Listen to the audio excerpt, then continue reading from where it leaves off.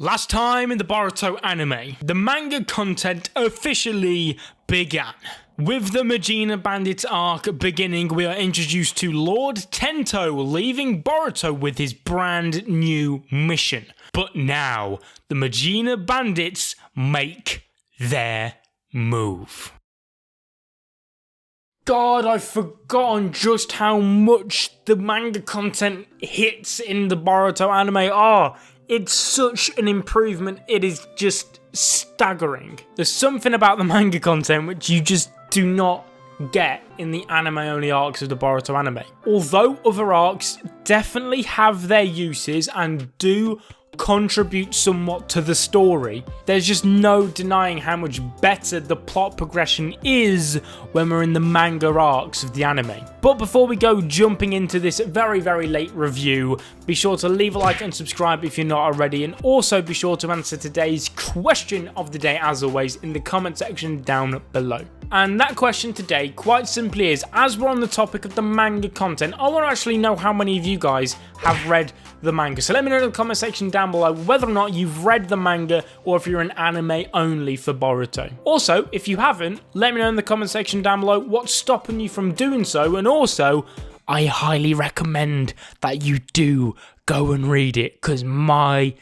god, the difference in quality between the anime and the manga literally cannot be put into words. If you get tired of the childishness of the anime, just go read the manga.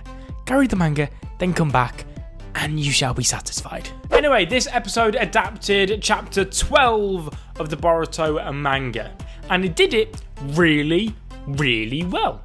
A few additional scenes were thrown in here and there, but it was genuinely a very solid episode. Such as the backstory for Tento, I want to say we did not get that in the manga at all. It may have been referenced like once, maybe, but never into that much detail, and it still wasn't this super detailed, emotional, heart-pulling backstory, but for who it was good. You're gonna struggle to get a more relatable or emotional backstory for that when it comes to a literal millionaire's son. So for that case, I was fine with it. It added to his character and actually made the parallels between Boruto's character all the more clear, which was perfect. So really, what more could you ask for there? I really like Tento. I feel like I have to say that I really like Tento's character a lot. As a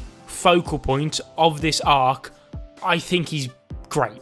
But in this episode, we saw Tento training really hard to hopefully one day become a ninja so that he can get the attention of his father. And honestly, that gets me really excited because there's two things here that could be really great. One, during the time skip or at some point later on in the manga, he will reappear as a ninja. Similarly to Kobe from One Piece, if anyone's familiar there. Or alternatively, have Tento appear in a future anime original arc if he's not going to appear again in the manga, have him reappear in an anime only arc as a ninja, make him a reoccurring character in the anime so that the Mujina bandits arc has even more weight to it in the future than it already will do on the impact of the story. Overall, happy days. It's much better than introducing filler character number 477 and then having him disappear after the arc. Utilize the character you've got, build upon it, keep it there. It's an asset, use it. I hope they do that. And during this training montage of Tento, that's when we get the big twist of the episode. The butler who was looking after Tento seems to run into a spot of bother. On the way back from checking up on Tento, he seems to run into a certain somebody. And if it wasn't obvious already, if the literal silhouette of the character running into the trees, it didn't make it obvious, it was the leader of the Mujina bandits. Or the Mujina gang, actually, in the anime. I need to stop saying bandits when it's gang. And as we saw with Tsukio and Kokuri, Shojoji, the leader, he can eat another person and just adopt everything from them, from physical appearance, abilities, memories, the lot, you name it. He essentially becomes that exact person, but with the consciousness of Shojoji. And so this means that the Mujina gang have not just made their first move, making their way into the village, but also managed to find a way into our group, into our main crew, and more importantly, Tento.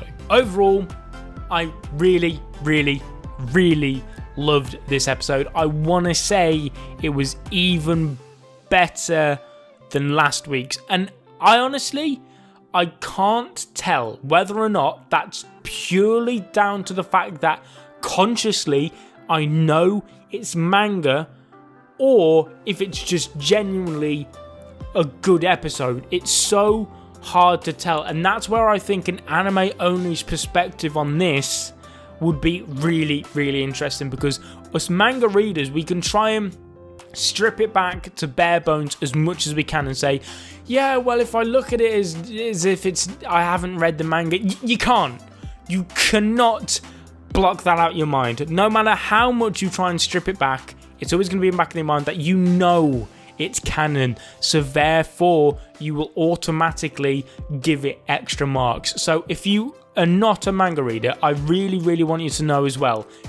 I want to know in the comment section down below, please tell me if this arc so far, these last 2 episodes, not including the part before that, but these last 2 episodes, are they actually that much of an improvement, or is it purely just the thought of manga that is skyrocketing everybody's opinions on it? Anyway, next week we get serious. I cannot wait. I'm going to end my review there. Like I said, if you enjoyed, leave a like and subscribe if you're not already. Answer all the questions in the comment section down below. And as always, we'll be seeing you guys in another video very soon. But until then, peace.